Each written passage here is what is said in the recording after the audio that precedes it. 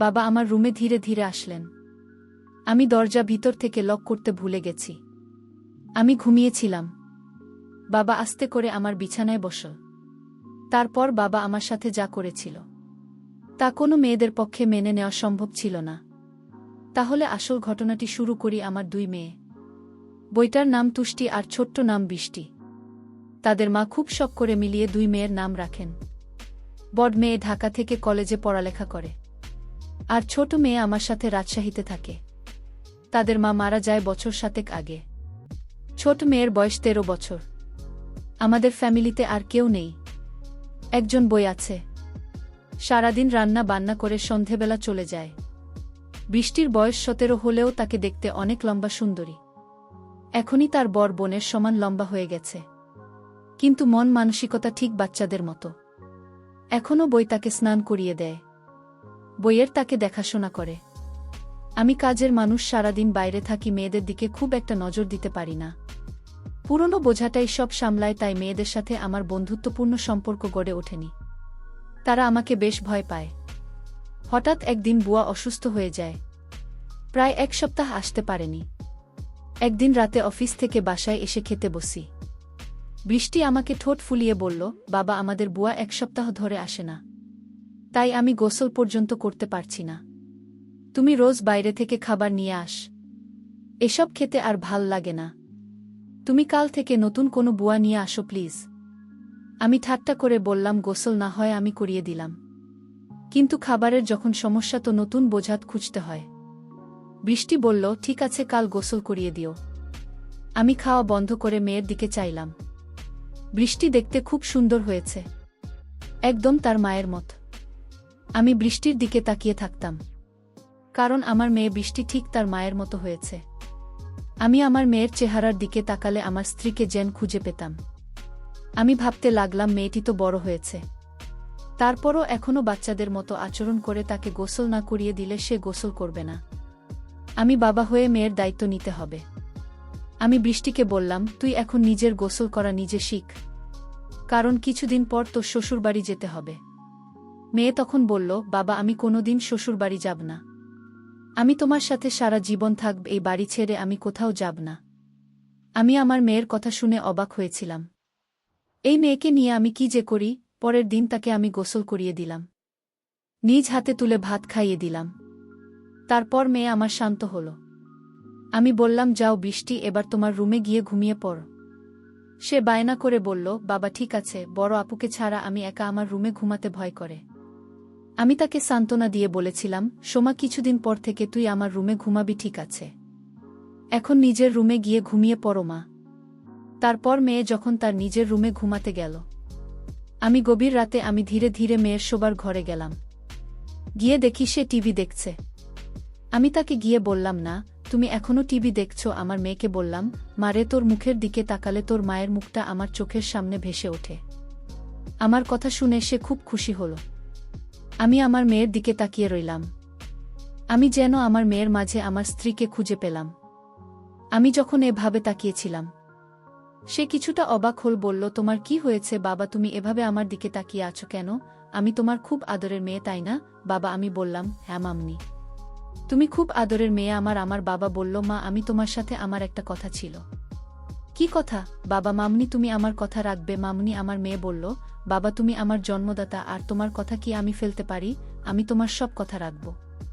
তোমার কথা না রাখলে যে আমার অমঙ্গল হবে। আমি ভাবতে লাগলাম কিভাবে কি করা যায়। হঠাৎ বুদ্ধি এল মাথায়। আমি তাকে গম্ভীর হয়ে জিজ্ঞাসা করলাম, কতদিন গোসল করিস না মা? প্রায় 1 সপ্তাহ। তাই? আচ্ছা ঠিক আছে, চল আমি তোমাকে আজ গোসল করিয়ে দেই। কাজের বুয়া আসবে কোনোদিন, আর তুমি এতদিন গোসল ছাড়া থাকবে মানি? গোসল না করলে ঘুম হবে না মামনি রাতে, তাই চল আগে গোসল না করিয়ে দিই। তুমি আমার মেয়ে, আমি তোমার যত্ন না করলে লোকে মন্দ বলবে। তাছাড়া আমি তোমাকে এভাবে থাকতে দিতে পারি না। চলো আমি তোমাকে গোসলটা করিয়ে দেয়। এতদিন গোসল না করলে শরীর খারাপ হবে। মেয়ে বলল, এখন তো রাত, কাল সকালে করি। আব্বু আমি আমার মেয়ের কথা মেনে নিলাম, তবে মাকাল তো আমি কাজে চলে যাব, ফিরতে আবার রাত হবে। মেয়ে বলল, ঠিক আছে বাবা, তাহলে কাল রাতে তুমি গোসল করিয়ে দিও, যাও বাবা এখন গিয়ে ঘুমাও, আমিও ঘুমাব। ঠিক আছে মা, তাহলে তুমি ঘুমিয়ে পড়। আমি ঘুমাতে গেলাম। পরের দিন সকালে উঠে আমি আমার মেয়েকে বললাম, মা আজ বাড়িতে কেউ নেই, তাই বাড়িটা একদম খালি পড়ে থাকবে। তোমার আজ আর স্কুলে যেতে হবে না, কাল স্কুলে যেও। আমি বাবার কথা শুনে খুব খুশি হলাম, কারণ আজ সারাদিন টিভি দেখতে পারবো। সেদিন আমি সারাদিন ঘরে বসে টিভি দেখছিলাম, বড় আপুর সাথে ফোনে কথা বলেছিলাম। সন্ধ্যা ঘনিয়ে আসছে, বাবা এখনো বাড়িতে ফিরছেন না। আমি বাবার জন্য অপেক্ষা করতে লাগলাম, কিন্তু বাবা প্রায় রাত 10টার দিকে বাড়িতে ফিরল। আমি বাবাকে জিজ্ঞেস করলাম, বাবা এত দেরি হল কেন? আমি তোমার জন্য সেই কখন থেকে অপেক্ষা করছি, তোমার কোনো খবর নাই। বাবা বলল, মা আমি একটা ঝামেলায় পড়ে গিয়েছিলাম, তাই আসতে একটু দেরি হয়ে গিয়েছে। এখন চলমান গোসল করিয়ে দিই। মেয়েটা বলল, বাবা আমি আজ গোসল না করলে হয় না, খুব শীত লাগছে। আমি মেয়েকে বললাম, মা আজ তোমার গোসল করতে হবে, নইলে তোমার শরীরে অসুখ হয়ে যাবে, শরীরে সর্দি জ্বর আসতে পারে। আমি বাবার কথা শুনে বললাম, ঠিক আছে বাবা, চলো আমি গোসল করব। আমি তাকে বাথরুমে নিয়ে গেলাম।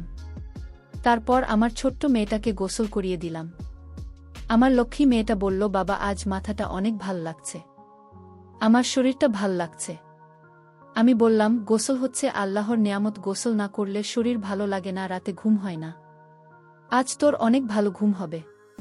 তারপর রাতের খাবার খেয়ে যখন আমি ঘুমাতে গেলাম, আমার মেয়ে বলল, বাবা আজ তুমি আমার রুমে ঘুমাবে, কারণ এই রুমে আমি একা একা থাকতে ভয় লাগে। আগে তো আপু আর আমি একসাথে থাকতাম। আমি আমার মেয়ের কথা শুনে বললাম, ঠিক আছে, তুমি আমার রুমে চলে আসো। আমি আর আমার মেয়ের গল্প করতে শুরু করলাম। আমার মেয়ে আমাকে জিজ্ঞেস করল, বাবা তুমি মায়ের অভাব বোধ করছো? হ্যাঁ মা, তোর মা তুই অনেক ছোট থাকতেই মারা গিয়েছিল। আমি তোদের কথা চিন্তা করে আমি আর কোনো বিয়ে করিনি, কারণ সৎ মা বাড়িতে নিয়ে আসলে আরও যন্ত্রণা বাড়বে। তাই এইসব ভেবে আর বিয়ে করিনি, কারণ তাদের মুখের দিকে তাকিয়ে আমি সারাটা জীবন কাটিয়ে দিব। বাবার কথা শুনে আমার কান্না চলে আসছিল। আমার বাবা তার নিজের সুখ খুঁজে নিন, আমাদের সুখের জন্য বাবা সারা জীবন এভাবেই কাটিয়ে দিল।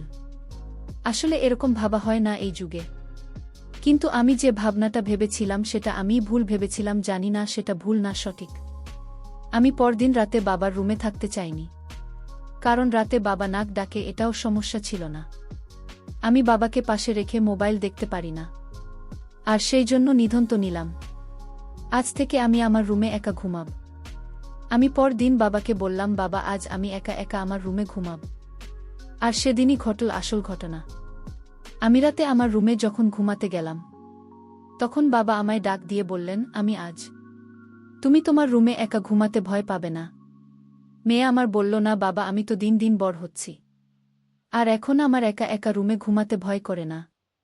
বাবা তুমি ঘুমিয়ে পড়। কিন্তু আমার চোখে ঘুম নেই। আজ 15 বছর ধরে আমি একা। আমার স্ত্রী একটা রোড অ্যাক্সিডেন্টে মারা যায়। আমার স্ত্রী দেখতে অনেক সুন্দর ছিল।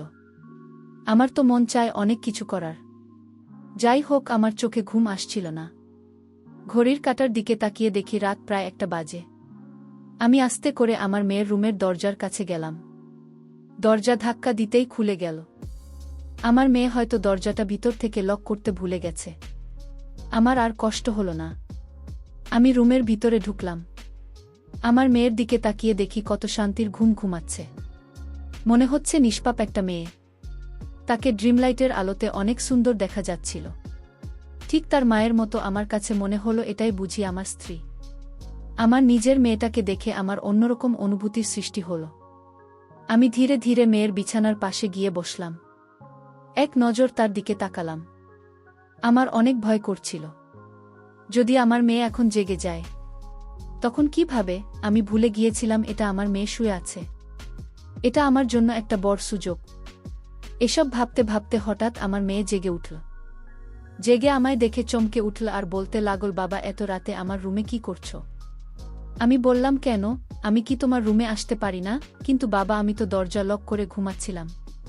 তুমি রুমের ভিতরে ঢুকলে কি করে? আমি বললাম, মা তুই ঘুমানোর আগে দরজা লক করতে ভুলে গিয়েছিলেন, আর তাই তো রুমে আসতে পারলাম। বাবা তুমি ইদানিং কেমন জানি হয়ে গেছ। যাও তোমার রুমে গিয়ে ঘুমাও। যখন তখন আমার হুম ঘরে চলে আসো। পরদিন সকালে আমি আমার মেয়েকে বললাম, মা গোসল করবি না? আমি চলে গেলে কে তোরে গোসল করাবেন? মেয়ে তখন বলল, বাবা আজ থেকে তোমার আর কষ্ট করতে হবে না। আমি নিজে গোসল করতে পারব। আমি আমার মেয়ের কথা শুনে ভাবলাম মেয়ে কি আমার মনের কথা জেনে গেছে, আরেক মনে ভাবলাম সে আমার মনের খবর কি করে জানবে। আমি রাতে বাড়িতে ফিরলাম। ফিরে দেখি মেয়ে ঘরে বসে টিভি দেখছে। আমি আমার মেয়েকে জিজ্ঞেস করলাম, বৃষ্টি আজ তুই আমার রুমে ঘুমাবি কারণ আমার শরীরটা ভালো না। আমি বাবার বাহানা কিছুটা বুঝতে পারছি, কারণ বাবার ইদানিং মনের ভিতর খারাপ কিছু চলছে। আমার বাবাকে সন্দেহ সৃষ্টি হল। আমি সিদ্ধান্ত নিলাম আমি আর বাবার রুমে ঘুমাব না। বাবা ইদানিং পাগলের মতো হয়ে গেছে। আমি আজ আমার রুমে ঘুমাতে গেলাম। রাতে শরীরটা ক্লান্ত ছিল, তাই আজ সকাল সকাল ঘুমিয়ে পড়েছিলাম। রাত যখন গভীর হল, আমি অনুভব করলাম আমার রুমে কে যেন প্রবেশ করছে। আমার সাথে অদ্ভুত আচরণ করার চেষ্টা করছে। আমি যখন বুঝতে পারলাম, আমি ঘুম থেকে উঠে বাবাকে দেখতে পেলাম। আমি বাবাকে বললাম, বাবা এত রাতে আমার রুমে কেন আসলে, আর আমার সাথে এমন আচরণ কেন করছো? বাবা তুমি ভুলে গেছো আমি তোমার মেয়ে। তুমি এখনই রুম থেকে বাহির হয়ে যাও। বাবা তখন চিৎকার করে বলল, আমি যে রুম থেকে যাব না। এই রুমে আমার স্ত্রী লুকিয়ে আছে। বের করে দাও আমার স্ত্রীকে। বাবার কথা শুনে আমি অবাক হয়ে গেলাম। আশ্চর্য তো, বাবা এসব কি বলছে? বাবা আমি তোমার আদরের মেয়ে, তুমি এসব কি বলছো বাবা? তুমি যদি আমার সাথে খারাপ আচরণ করো তাহলে আমি ভুলে যাব তুমি আমার বাবা। বাবা আমায় বলল আজ আমি মরে যাব, তাও আজ এই রুম থেকে বের হব না। বাবার এমন কথা শুনে আমি বাবাকে একটা ধাক্কা মেরে ফেলে দিলাম। বাবা তখন অজ্ঞান হয়ে লুটিয়ে পড়ল। আমি তাড়াতাড়ি বড় আপুকে ফোন দিলাম। বড় আপু আর আমি বাবাকে হাসপাতালে নিয়ে গেলাম। বাবা 3 দিন যাবত অজ্ঞান ছিল। বড় আপু আমায় বলল, তুই নিজের বাবাকে ধাক্কা মারলেই আপু, তুই জানিস না বাবা প্রতি রাতে আমার রুমে আসত, অন্যরকম আচরণ করার চেষ্টা করত। তাই আজ আমি বাবাকে কখন যে ধাক্কা মারলাম তা বুঝতে পারিনি। বাবার যখন জ্ঞান ফিরল, ডাক্তার বলল, আপনার বাবা পাগল হয়ে গিয়েছে, ওনার ব্রেন নষ্ট হয়ে গিয়েছে, আর তাই আপনার সাথে এরকম খারাপ করত। ডাক্তারের কথা শুনে আমি কান্না করতে লাগলাম আর বলতে লাগলাম, আমি বড় ভুল করে ফেলেছি। আমার বাবা জ্ঞান হারাচ্ছিল, আর তাই তো আমার সাথে এরকম করত। বাবা তো আগে এরকম করত না। আমাদের কথা শুনে বাবা বেড থেকে উঠে বসল, আর আমাদের 2 বোনকে উদ্দেশ্য করে বলতে লাগল, শোনো মা, ডাক্তার ভুল বলেছে, আমি পাগল নই। আমার মাথাও ঠিক আছে। আমি 15 বছর ধরে তোমাকে দেখি না, আর তাই সে আমার পাশে না থাকাতে আমি সারাক্ষণ চিন্তায় ডুবে থাকতাম, আমার কিছুই ভাল লাগত না। কিন্তু আমার ছোট মেয়ে বৃষ্টির দিকে তাকালে আমার মনে হতো আমার স্ত্রীকে খুঁজে পেয়েছি, কারণ বৃষ্টি দেখতে হুবহু তার মায়ের মতো, আর তাই আমার মেয়ে হিসেবে বৃষ্টিকে দেখতাম।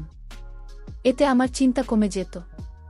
আমি প্রতি রাতে তার রুমে গিয়ে তার কাপড় চোপড় এলোমেলো থাকলে আমি তা গুছিয়ে দিতাম। এটা কি আমার অপরাধ? আমার নিজের মেয়েকে স্নেহ করা কি আমার অপরাধ? আমার মেয়েকে আমি দেখতে না পেলে আমার খুব কষ্ট হতো রে মা। আমার মেয়েকে আমি সবসময় চোখে চোখে রাখা, সেটাও কি আমার অপরাধ? বাবার মুখে এমন কথা শুনে আমি হাউমাউ করে কান্না করতে শুরু করলাম। বাবার পায়ে ধরে আমি বাবার কাছে ক্ষমা চাইলাম। বাবা তুমি আমায় ক্ষমা করে দাও, আমি তোমাকে ভুল বুঝেছিলাম। আসলে তোমার মতো বাবা পাওয়া এখনকার যুগে ভাগ্যের ব্যাপার। বাবা আমাকে ক্ষমা করে জড়িয়ে ধরে বলল, কাঁদিস না মা, তুমি কাঁদলে যে আমি সহ্য করতে পারি না। আজকের গল্পটি কেমন লাগলো তা অবশ্যই কমেন্ট করে জানাতে ভুলবেন না। আর যদি গল্পটি তোমাদের কাছে ভালো লাগে তাহলে আমার চ্যানেলটিকে সাবস্ক্রাইব করে পাশে থাকবেন। ধন্যবাদ।